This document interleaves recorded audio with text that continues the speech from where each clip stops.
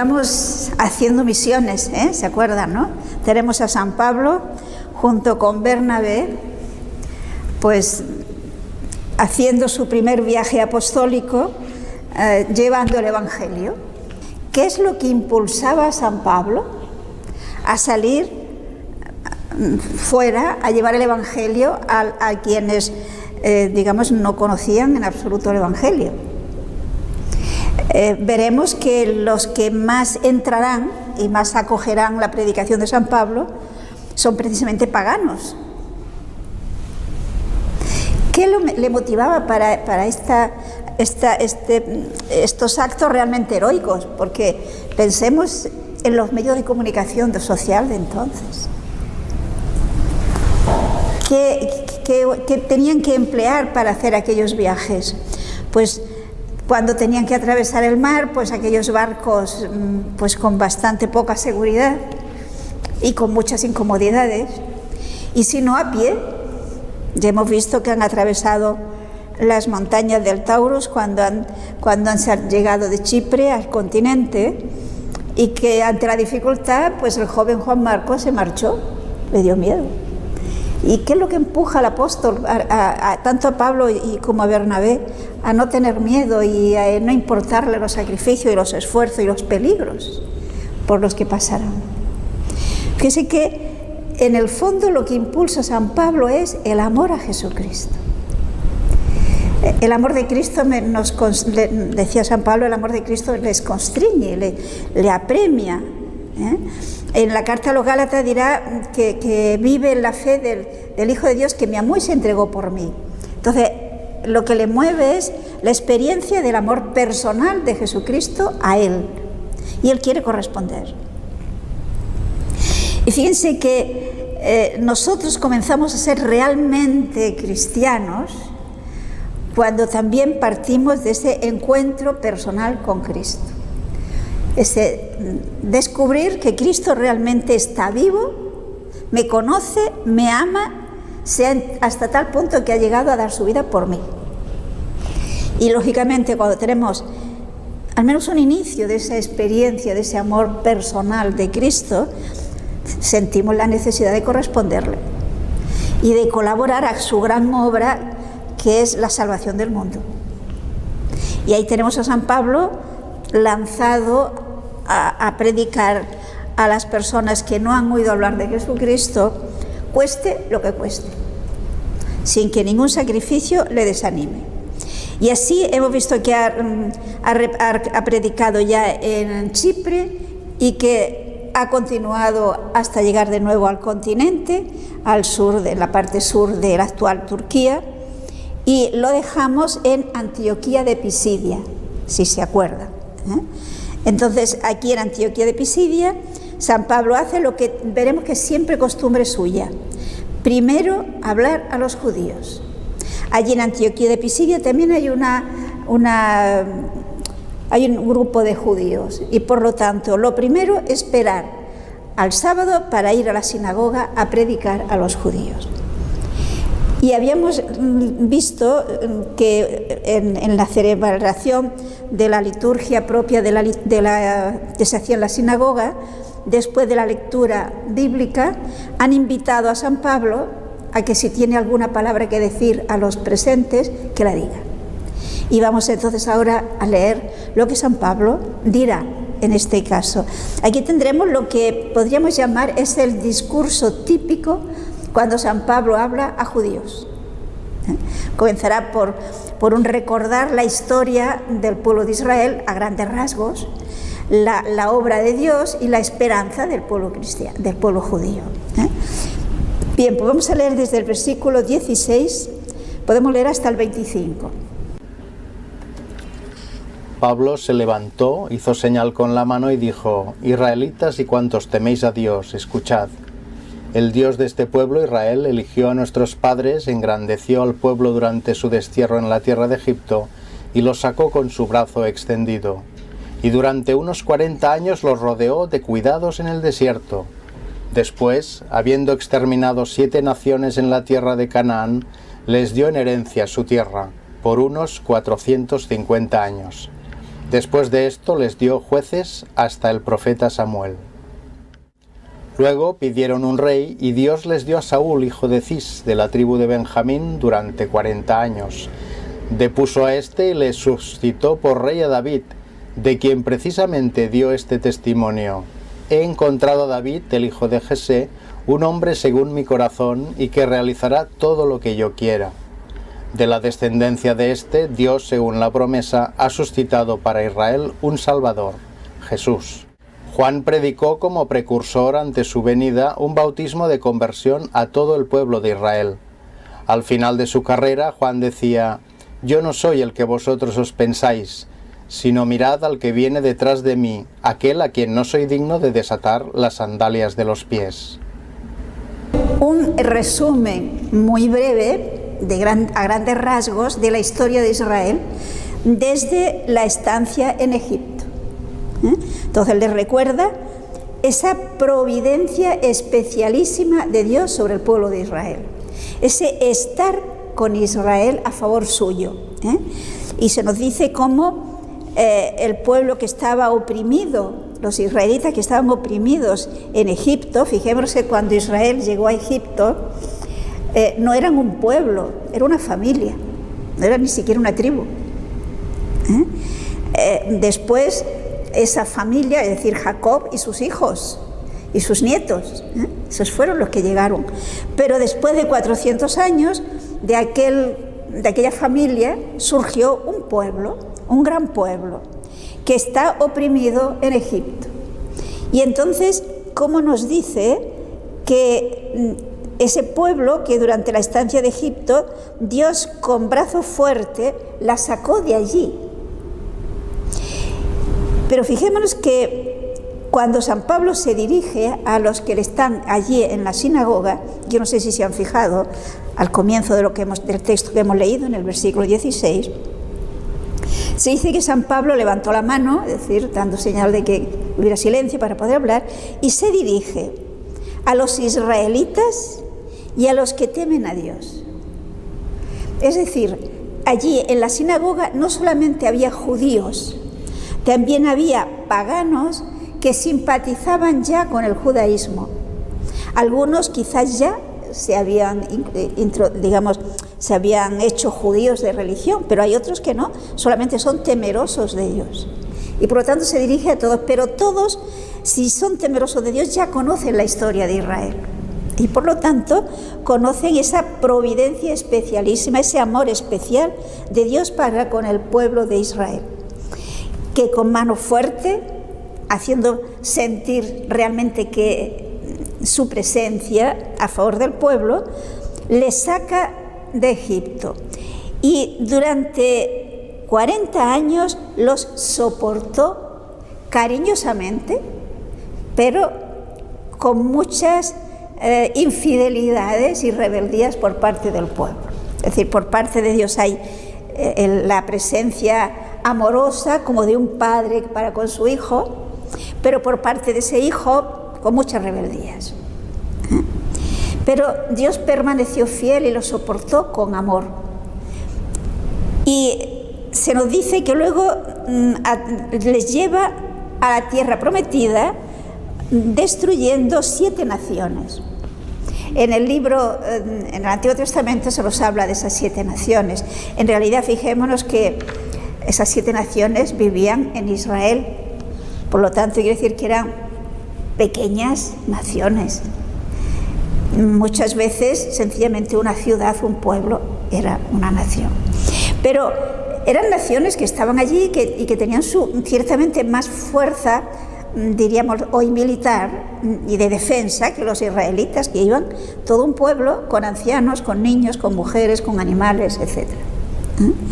Pero era la presencia de Dios que, dada la corrupción de los habitantes de Canaán, Dios, a través del pueblo de Israel, les expulsa para que habiten los israelitas. En realidad, vemos, si leemos el libro de Josué y sobre todo el de los jueces, que los israelitas no fueron del todo fieles a lo que Dios les pidió, y entre ellos quedaron pequeños grupitos de los paganos nativos, digamos, los paganos que habitaban antes allí en Canaán, que fueron en el fondo una tentación constante que les hizo que el pueblo de Israel muchas veces volvieran a la idolatría. Pero él lo va relatando a grandes rasgos, ¿no? Y por lo tanto nos dice a continuación que así pasan 450 años. Y entonces, dada la infidelidad del pueblo de Israel, los vecinos los tienen, digamos, les hacen pasar mal las cosas, y por lo tanto Dios les da a los jueces. Y luego, yo no sé si se han fijado, que dice que cuando llegados a Samuel, que es el último de los jueces, el pueblo pide un rey, San Pablo da todos los detalles de que ese rey que Dios les da es un hijo de la tribu de Benjamín que se llama Saúl. No olvidemos que San Pablo era de la tribu de Benjamín y que cuando lo circuncidaron le pusieron el nombre de Saúl, Saulo. Por lo tanto, esto él lo dice de un modo con una cierta fuerza, ¿no? Le afecta personalmente. Pero Saúl su descendiente no hubo en el trono descendientes de Saúl, sino que es depuesto y en su lugar pone a David. Y de David, si se han fijado, nos dice algo que, conociendo la vida de David, nos puede resultar raro, porque dice que de David da ese testimonio que dijo Dios: he hallado a David, hijo de Jesé, varón según mi corazón, que hará en todo mi voluntad. Y fijémonos que es el rey según el corazón de Dios, a pesar de sus pecados, a pesar de sus muchos pecados. Pero ¿por qué David es el rey según el corazón de Dios? Pues porque es un hombre profundamente humilde, que cuando reconoce sus pecados, es decir, cuando les hacen comprender que ha pecado, los reconoce sin ninguna disculpa y pide perdón y hace penitencia. Y se reconoce pecador. Ahí tenemos el Salmo 50, compuesto por David. Y por lo tanto es un rey que realmente ama a Dios. Pero tiene sus debilidades. Con lo cual, fijémonos que se nos está diciendo que si David es el rey según el corazón de Dios y por lo tanto es santo, nosotros podemos ser santos, ¿o no? ¿Somos peores que David? Luego podemos ser santos. ¿Qué necesitamos para ser santos? En el caso de David, ser humilde, para reconocer que somos pecadores, para pedir perdón y que amemos sinceramente a Dios y por lo tanto a los hermanos. Si hacemos eso, ciertamente seremos santos. Bien, pues termina diciéndonos que tal como le prometió a David, de su linaje, de su descendencia, Dios ha suscitado lo que había prometido, ha suscitado el Mesías. O sea, fíjense cómo nos ha ido situando el hecho de que el Mesías pertenece a la historia de Israel en cuanto hombre y que es, tal como se lo había prometido Dios, descendiente de David. Y este Mesías, Jesús, también tal como estaba anunciado, le ha precedido el profeta que ha preparado el camino, que se trata de Juan. Y Juan, para preparar el camino al Mesías, predicó un bautismo de penitencia al pueblo de Israel. Si nos fijamos, aquí tenemos una vez más el secreto para ser santo. ¿Cómo preparar el camino al Señor en cada uno de nosotros? Pues haciendo caso de lo que dijo Juan. Si recordamos en el Evangelio de San Lucas, cuando le preguntan, ¿yo qué tengo que hacer? Lo primero que les dice es arrepentirse de los pecados y manifestarlo externamente, reconocer con toda humildad. Por eso el bautismo que él hacía recordemos que no era sacramento, era un signo externo en el que la persona manifestaba humildemente sus pecados y por lo tanto pedía perdón. Pero luego además San Lucas nos dirá que cuando le preguntan a Juan qué tengo que hacer, pues le dirá: comparte lo que tienes con el que no tiene, no exija más de lo que conviene, etcétera, etcétera. Es decir, una vida según los mandamientos, y sobre todo en la que hay el amor a Dios y el amor a los hermanos. Y todavía nos presenta el último versículo que hemos leído, de que fijemos que eso se le da también mucha importancia, de que la gente pensaba, viendo la vida de Juan Bautista, que quizás sería el Mesías, y cómo él con toda humildad reconoce y dice que él no es el Mesías, que él ni siquiera es digno de quitar el calzado, que por lo tanto el Mesías es mucho más importante que el gran profeta Juan. Y ahora, una vez que lo ha situado históricamente y ha dicho que esa promesa de Dios mantenida durante siglos se ha cumplido en nuestros tiempos, o sea, cuando Pablo estaba hablando, y que ese Mesías es Jesús, ahora va a invitar a los que están presentes a que lo acepten. Hermanos, hijos del linaje de Abraham, y todos vosotros los que teméis a Dios, a nosotros se nos ha enviado esta palabra de salvación.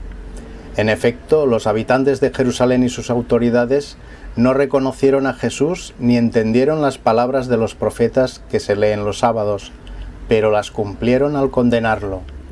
Y aunque no encontraron nada que mereciera la muerte, le pidieron a Pilato que lo mandara a ejecutar. Y cuando cumplieron todo lo que estaba escrito sobre él, lo bajaron del madero y lo enterraron. Pero Dios lo resucitó de entre los muertos, y durante muchos días se apareció a los que habían subido con él de Galilea a Jerusalén, y ellos son ahora sus testigos ante el pueblo. San Pablo ahora pasa a contarle brevemente la historia de Jesús. Como lo había prometido, pues ha nacido ese príncipe, y tal como estaba anunciado, observemos cómo él da mucha importancia a que realmente en la vida de Jesús se han cumplido las profecías que sobre él se habían dicho en el Antiguo Testamento.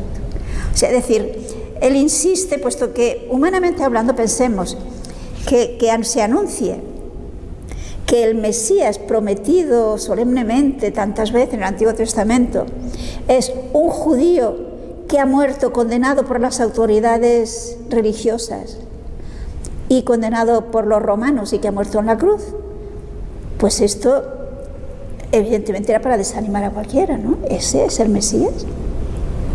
Por lo tanto, San Pablo insiste en que eso ya estaba anunciado. Recordemos que Jesús a los discípulos de Emaús, por el camino, les fue recordando todos los pasajes del Antiguo Testamento según los cuales era necesario que el Mesías padeciera y muriera y resucitara. Entonces, es lo que aquí San Pablo hace, haciéndole ver que a Jesús, tal como está anunciado, pues los príncipes de Jerusalén, es decir, las autoridades religiosas de Jerusalén, lo condenaron a muerte, aunque no hallaron ninguna causa para eso. Es decir, fue una injusticia, pero consiguieron que Pilato, o sea, la autoridad romana, lo condenara a muerte. Y por lo tanto, cumplido como estaba en las Escrituras, pues lo bajaron de la cruz y lo pusieron en un sepulcro. Pero, y aquí está el gran mensaje cristiano, no quedó en el sepulcro, sino que Dios lo resucitó de entre los muertos. Y hay testigos.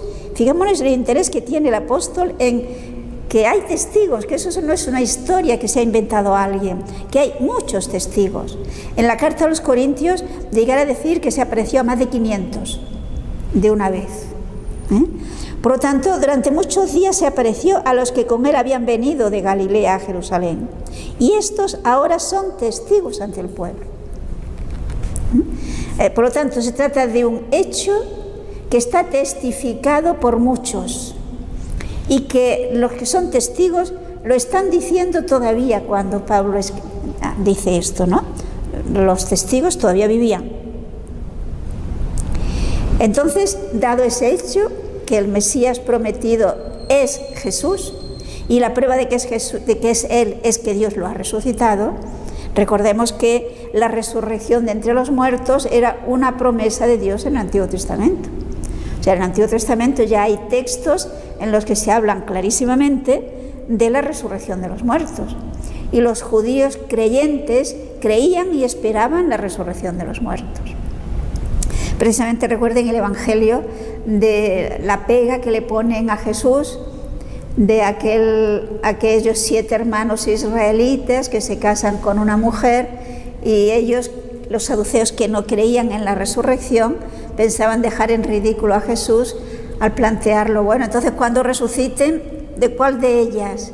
Es decir, ¿de cuál de ellos esta mujer será la esposa, si los 7 se casaron con ella? Y fijémonos que eso, ¿qué demuestra? Pues que en la mentalidad, la idea de los que creían que en la resurrección era que cuando resucitemos, pues iba a ser una resurrección para vivir una vida como la de ahora, aunque más perfecta. Diríamos, una vida como la de ahora sin los problemas que ahora hay. Y si se acuerdan, Jesús les hizo ver claramente en aquel texto que en la resurrección las cosas son muy distintas de las de ahora. Son 2 mundos: el mundo actual, en el que existe el matrimonio y las relaciones matrimoniales por cuanto hay que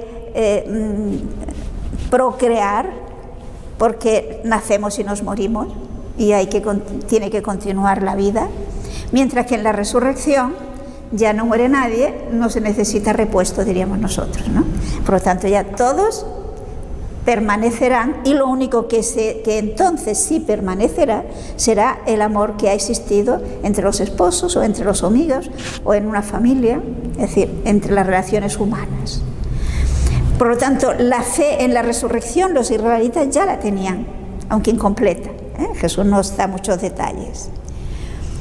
Luego, una vez que les dice que se ha cumplido la promesa y que Jesús es ese Mesías, la prueba, repito, es que ha resucitado, y ha resucitado para no morir más. La resurrección de Jesús no es como la de Lázaro. Lázaro resucitó pero volvió a morir. Jesús ya no muere más. Ha vencido a la muerte. Entonces ahora seguimos desde el versículo 32 hasta el 37.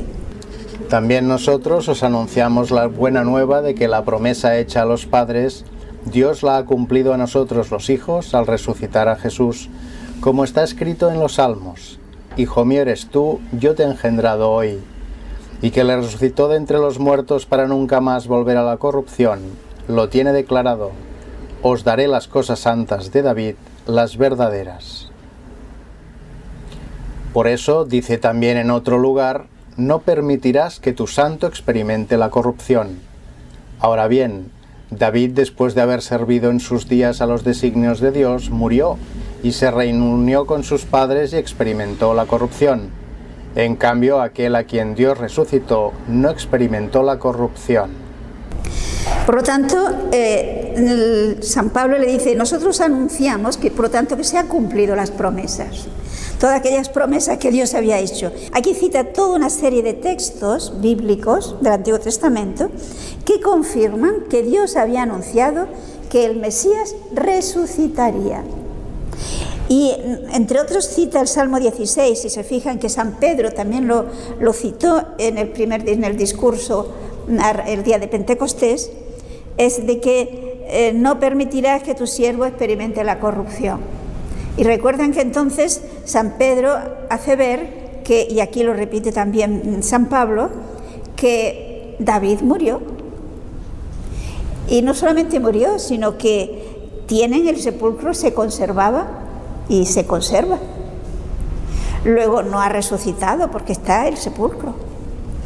Mientras que David hablaba de ese descendiente suyo, que se trata por lo tanto de Jesús, que no experimentaría la corrupción. Y por lo tanto Jesús es ese, no ha experimentado la corrupción, y hay testigos. Recordemos que los evangelios ponen el acento y dan mucha importancia al hecho de que el sepulcro lo encontraron vacío, no estaba.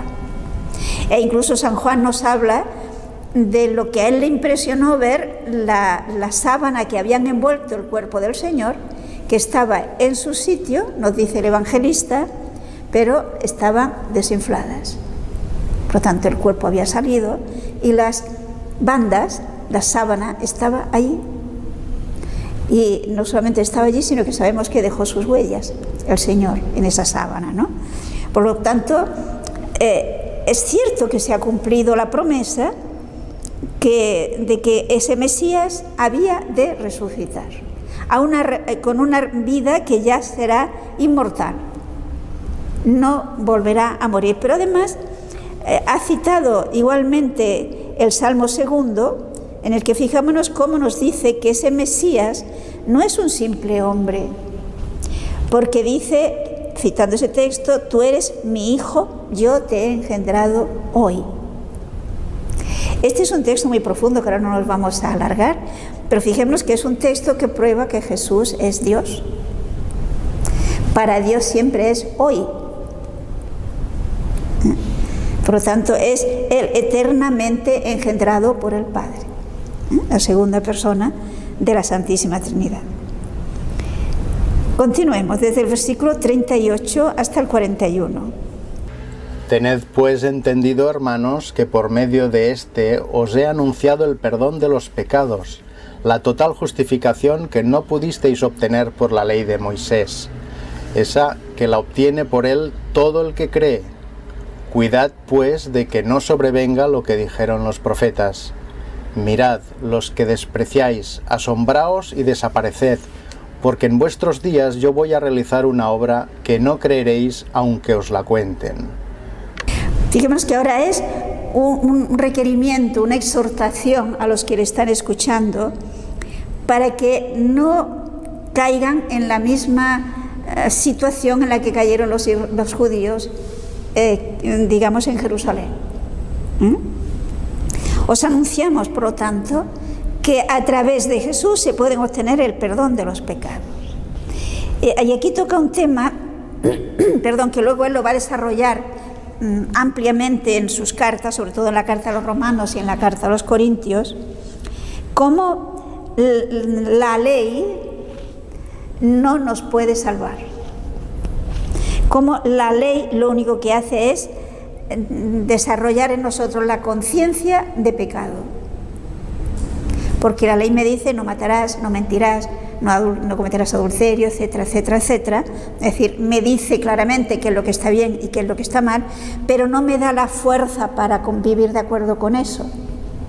Y por lo tanto San Pablo en la carta a los romanos, por ejemplo, en el capítulo 7 nos dirá que conozco el bien, lo quiero, pero hago lo que no quiero. Es decir, sin la ayuda de Cristo, sin la ayuda de la gracia, yo no puedo cumplir la ley, toda la ley. Entonces, eso que la ley de Moisés nos señaló, podríamos decir, como un ideal, como algo que realmente está de acuerdo con lo que Dios quiere y que corresponde a lo que en el fondo nosotros deseamos y comprendemos que es lo mejor. Sin embargo, sin la ayuda de la gracia no lo podemos realizar de una manera perfecta, desde luego. En cambio, gracias a Jesús, que Él nos ha obtenido la remisión de nuestros pecados y nos ha dado la gracia, podemos cumplir la ley. Y por lo tanto ese ideal de la ley, gracias a Cristo, la podemos realizar. Por esto dice, os anunciamos la remisión de los pecados y de todo cuanto por la ley de Moisés no podíais ser justificados. Con la ley de Moisés nosotros no podíamos vivir de acuerdo con lo que Dios nos pide y con lo que Dios quiere y con lo que corresponde a un hijo de Dios. Pero en cambio todo el que creyere en Él será justificado. Es decir, fijaos que aquí insiste en un principio que San Pablo insiste mucho, que lo que nos salva es la fe en Jesús. Pero entendamos bien qué significa eso, la fe en Jesús. La fe en Jesús no es simplemente decir, yo creo en Jesús, yo creo que Jesús es el Hijo de Dios y yo creo todo lo que Jesús dice.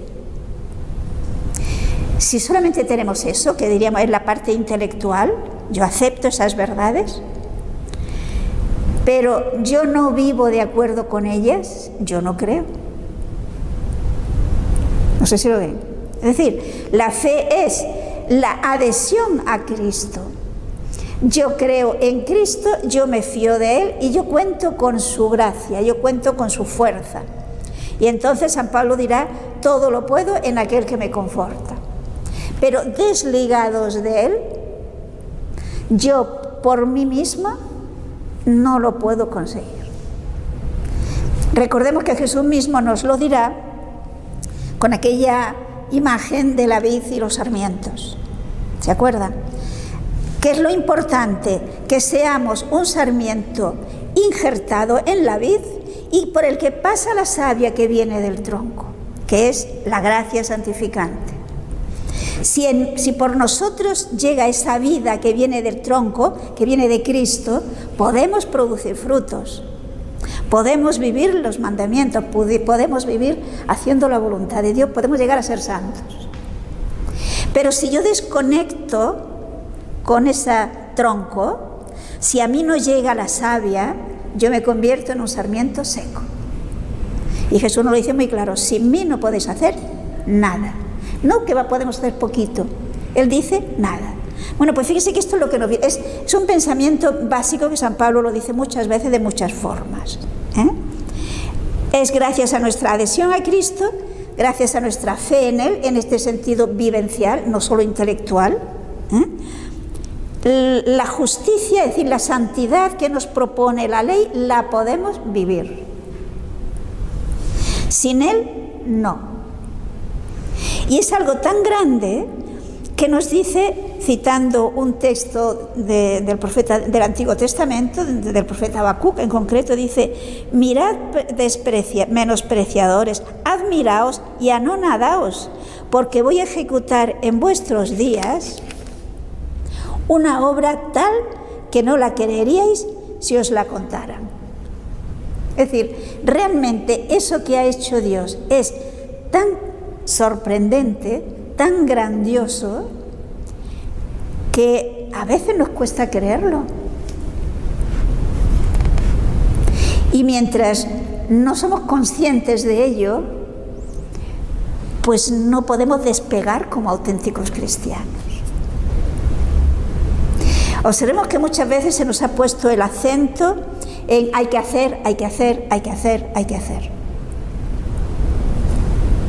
Y cuidado que no digo yo que no haya que hacer. Pero si no ponemos el acento en ama a Jesús, vive en unión con Jesús, deja que Jesús venga y viva plenamente en ti, yo no puedo conseguir la meta haciendo. Tengo la experiencia de que no puedo, de que fracaso una vez y otra y la siguiente. Y entonces podemos llegar a la conclusión de yo no tengo madera de santo. Que hay muchos que lo dicen, yo no tengo madera de santo. Pero es que entonces nadie tiene madera de santo. La madera de santo nos la da Jesús, nos la da nuestra comunicación vital con Cristo. Y ahí es donde hay que poner el acento. Porque entonces fijémonos, si yo tengo como centro de mi vida, de mi ilusión, de mi esfuerzo, el aumentar mi comunión con Cristo, yo, por ejemplo, amaré a una persona que me resulta antipática, pues porque Cristo la ama, y sé que Cristo la ama, y yo, como estoy en unión con Cristo, la voy a amar, aunque no sienta. Porque es Cristo el que me impulsa, y porque lo veo desde Cristo.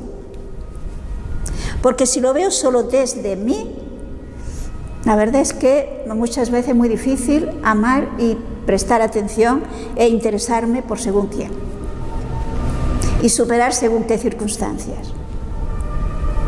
Pero en la medida que Cristo es nuestro centro, en la medida que nosotros como San Pablo decimos no vivo yo, es Cristo el que vive en mí, yo me convertiré en un sarmiento con mucho fruto y realizaré plenamente ese ideal que ya se nos anunciaba en el Antiguo Testamento, pero que sin Cristo no se podía realizar.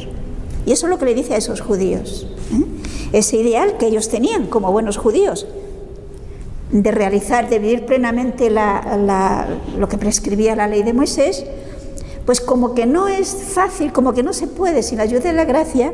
Fijémonos que viene la tentación de ser hipócritas, de aparentar que la cumplimos, aunque en el fondo no la cumplimos. Es la actitud de los fariseos, la hipocresía. ¿Por qué? Porque querían realizarlo por sus solas fuerzas, y con sus solas fuerzas nadie puede. Y eso tenemos que convencernos. Sin la ayuda de Jesucristo nadie puede vivir los mandamientos. Nadie puede vivir la vida cristiana, la vida que nos propone el Evangelio. Entonces nos parece una montaña inasequible. Pero si sabemos ser humildes y reconocer que yo no puedo, pero Jesús sí puede, recordemos que Jesús lo dirá: a los hombres imposible, pero para Dios no, para Dios lo puede todo. Por eso invita a esa fe que hace que se realicen cosas que realmente parecen imposibles de realizar, porque no las realizo yo, sino que las realiza Dios en mí, las realiza Cristo en mí. Por eso cuando se canoniza un santo, se glorifica a Dios, porque es una obra de Dios. El santo le ha dicho que sí y ha colaborado, pero la obra es de Dios. Por lo tanto, todos tenemos madera de santo. Esto es importante que quede claro. Vamos a ver el resultado de esta predicación de San Pablo. Versículos 42 y 43. Al salir les rogaban que les hablasen sobre estas cosas el siguiente sábado. Disuelta la reunión, muchos judíos y prosélitos que adoraban a Dios siguieron a Pablo y a Bernabé. Estos conversaban con ellos y les persuadían a perseverar fieles a la gracia de Dios.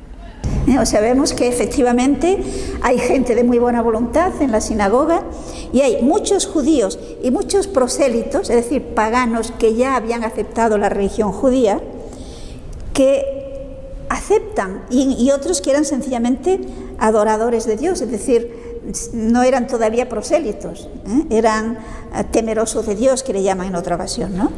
Entonces, a la salida le siguen, quieren más información y continúan dialogando y le piden que vuelva la semana siguiente o vuelva el sábado siguiente.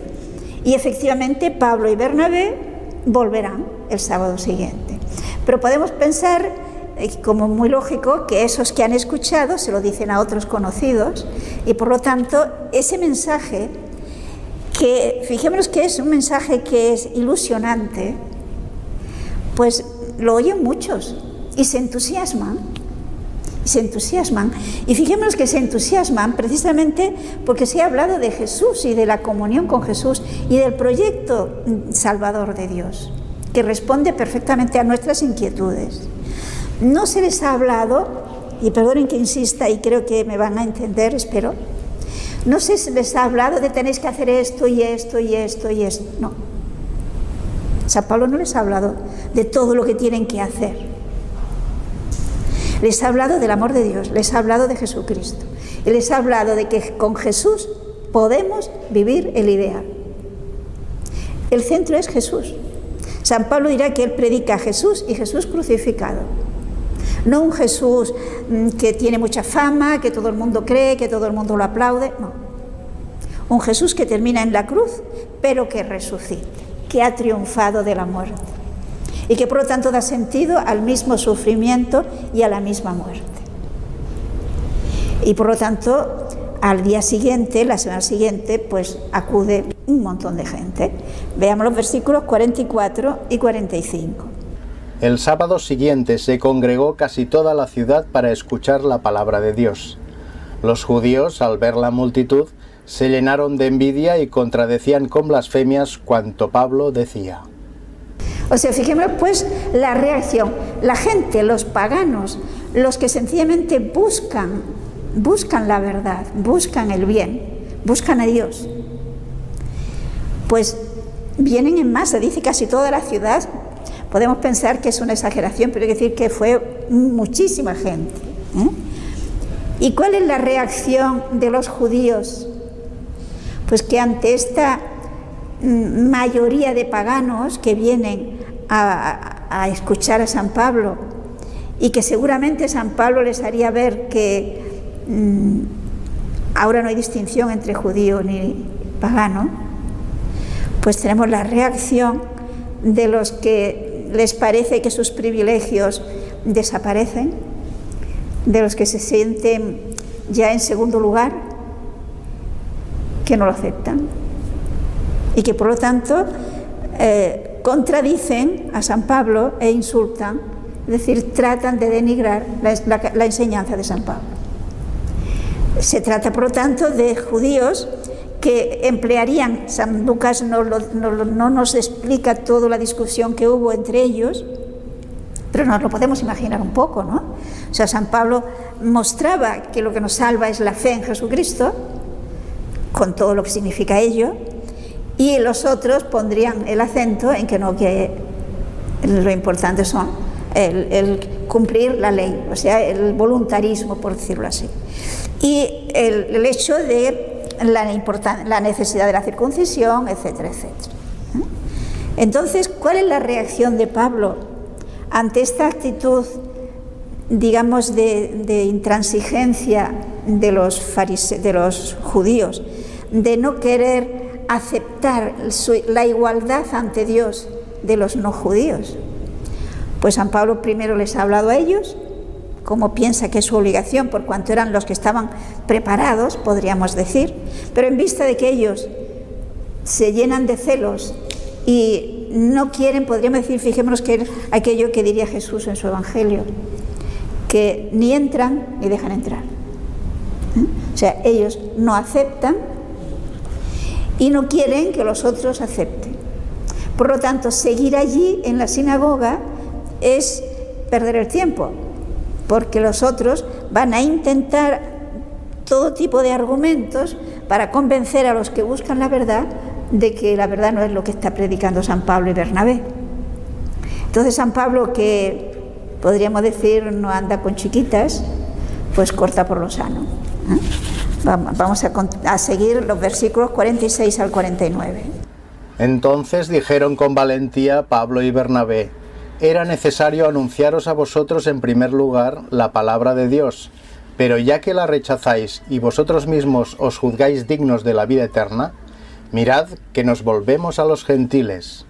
Pues así lo ordenó el Señor: te he puesto como la luz de los gentiles para que lleves la salvación hasta el fin de la tierra.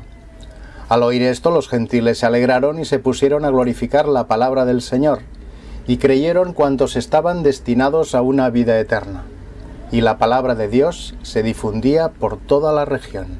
Fíjense que aquí San Pablo lo que hace es citar un texto de Isaías de una manera un tanto libre, en la que le hace ver que ya Isaías decía, o Dios a través de Isaías, decía que el Evangelio, el mensaje, debía ser luz para todos, para todas las gentes. Ya en el Antiguo Testamento hay textos que hablan de que el mensaje que recibían los judíos de parte de Dios no era solo para ellos, era para todo el mundo. Ellos, a través de ellos, llegarían al resto del mundo. Por lo tanto, San Pablo le dice, puesto que os negáis, no queréis aceptar, pues bueno, ya os lo hemos dicho, ya lo sabéis, por decirlo de alguna manera, no podréis alegar ignorancia, por lo tanto, pues nos vamos y en otro sitio anunciaremos el Evangelio a los que lo quieran escuchar. Lógicamente, podemos pensar, y nos lo dice así el apóstol, la alegría de los paganos, que se sienten realmente amados por Dios, que realmente Dios, está cerca de ellos, no está solo cerca de los judíos, sino también ellos, porque pensemos que entonces en la mentalidad era que Yahvé es el Dios de los judíos, que ha habido una protección, que ha habido toda una providencia durante siglos para con los judíos, pero el resto del mundo como que estaba un poco dejado de la mano de Dios, diríamos nosotros. Y aquí le hace ver San Pablo que no es así, que Dios es Dios de todos y que Dios ama a todos y que ahora se le da la oportunidad de que todo el que crea pueda entrar en formar parte del pueblo de Dios. Luego ellos, los paganos, se entusiasman, se llenan de alegría, se sienten amados y por lo tanto muchos creyeron. Podemos pensar que esto dura unos meses, San Pablo sigue predicando y va aumentando el número de los creyentes. Pero los que ni entraron ni quisieron que otros entraran, no lo soportan. Y entonces vamos a ver hasta el final del capítulo y terminamos aquí, desde el versículo 49, el versículo 50, del 50 hasta el final. Pero los judíos incitaron a mujeres distinguidas que adoraban a Dios y a los principales de la ciudad. Promovieron una persecución contra Pablo y Bernabé y les echaron de su territorio. Estos sacudieron contra ellos el polvo de sus pies y se fueron a Iconio. Los discípulos quedaron llenos de gozo y del Espíritu Santo.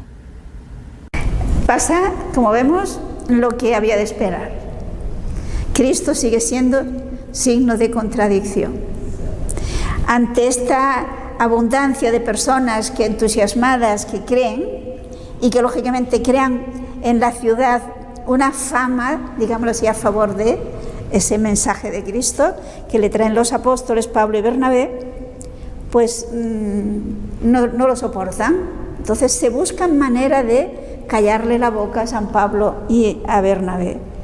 ¿Y de qué se valen? Fijémonos que es muy interesante cómo ante un enemigo que consideran enemigo, no les importa unirse a quien sea. Entonces, ¿de quién se vale? Pues se vale de mujeres importantes de la ciudad que tenían una cierta actitud a favor de los judíos. Se dice que eran temerosas de Dios, eran adoradoras de Dios, habían conseguido atraerlas hacia Dios. Se valen de ellas para llegar a las autoridades y conseguir que las autoridades de la ciudad expulsen a los apóstoles. ¿Y qué hace San Pablo y Bernabé? Sacuden el polvo de sus pies delante de ellos y se van. ¿Se acuerdan que Jesucristo mismo les dijo a los misioneros que envió que donde no le acepten se sacudan sus sandalias y digan hasta el polvo, no quiero hasta ni el polvo de aquí, ¿no? Fijemos que hoy a nosotros esto nos parecería quizá una falta de educación, pero situémonos en la mentalidad de entonces, ¿no? Recuerden que la idea, y se está refiriendo a judíos, que son los que quieren echarle fuera, los judíos cuando llegaban a Jerusalén, cuando llegaban a Israel, al llegar a la frontera se sacudían el polvo de sus sandalias porque el polvo que traían de los pueblos paganos no contaminara a la Tierra Santa, ¿no? Este es el sentido. Por lo tanto, sacudir las sandalias era una manera de decirlos: rechazáis a Dios, sois paganos. Este es el sentido. Por lo tanto, ellos sacuden el polvo de sus sandalias y se van a otro sitio. Se nos dice que se van a Iconio, y ahí ya veremos el próximo día su trabajo en Iconio. Pero observen, y esto es muy importante, la actitud de los cristianos que han quedado en Antioquía de Pisidia. ¿Se han fijado en qué situación queda? Se nos dice que quedaban llenos de alegría y del Espíritu Santo. Se observen que esta es una característica del cristiano auténtico. Es la alegría que da el Espíritu Santo. Es la alegría que da el saberse amados y que amas. Y que estás en la verdad, y que estás en el camino. Es esa alegría que da Dios, la alegría de la fe, la alegría del Evangelio, el documento del Papa, la alegría del Evangelio. Y esto lo vemos una característica en los Hechos de los Apóstoles y también en el Evangelio. San Pablo nos dirá: estad alegres, que se note. Un cristiano que va siempre con cara larga es mala señal. Ahí no hay la alegría del Evangelio, ahí no hay la alegría del Espíritu Santo. Por lo tanto, San Pablo nos invita en una de sus cartas, que ahora no vamos a leer, a que seamos conscientes de que la alegría es también una manera de dar testimonio, porque no se trata de una alegría superficial, se trata de esa alegría profunda que da del sentirse, repito, amado y que estás en el buen camino. Es una alegría que brota del fondo del corazón y que por lo tanto se manifiesta aún en medio del sufrimiento, porque supone una paz, supone un saber que tiene sentido todo, incluso el sufrimiento. Entonces creo que tenemos que cuidar esa alegría, porque esto al que nos ve pues tiene que plantearse por qué están contentos, por qué están felices esas personas, si a lo mejor les pasa qué sé yo cuántas cosas. Pero esa alegría nadie nos la podrá quitar. Si realmente estamos unidos a Cristo, nadie nos podrá quitar la alegría, nadie. Solo nosotros abandonando a Cristo, solo nosotros.